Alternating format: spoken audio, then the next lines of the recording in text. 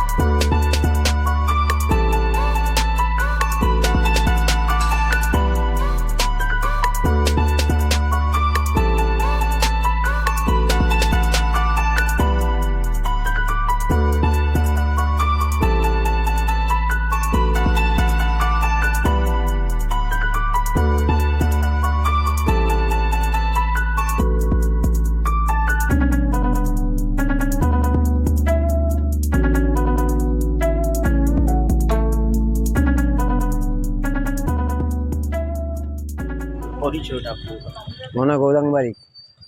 केते दिन हो अपन बिजनेस 23 वर्ष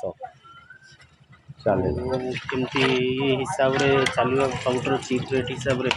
एते चीप रेट तो कोड दिन सब मिले 50 पैसा हमें दुकान स्टार्ट कला बेले 50 पैसा 10 वर्ष देली तबे 8 वर्ष चलेली टंका गया 18 वर्ष तापरे तो 2 टंका गले 4 वर्ष कौन कौन सब 2 टंका आइटम अच्छी बरा अच्छी चप अच्छी पूरी अच्छी इडली अच्छी दहीबरा केमती दहीबरा 5 टंका मालपुआ 10 टंका थोड़ा स्पेशल जिनस जिलापी 5 टंका सकाल केटा सकाल स्टार्ट हम 7:30 राति 11:30 कन्स्टाट लोक आसवे ने खाए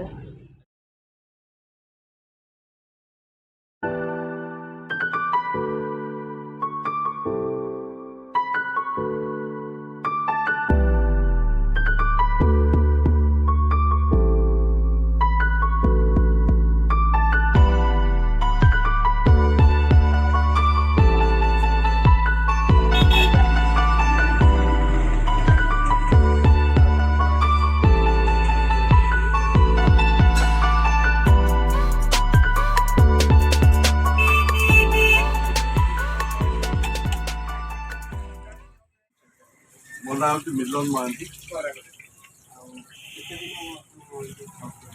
20-22 वर्ष लगे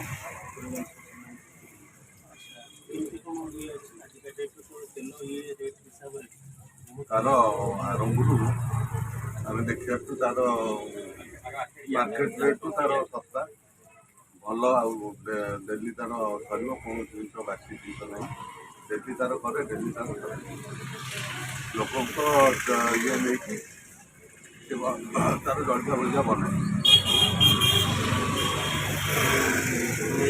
तेल रेट हिसाब से बहुत मैंने चीप भी अच्छी भुवनेश्वर सब जिन पाइबा बहुत कष्ट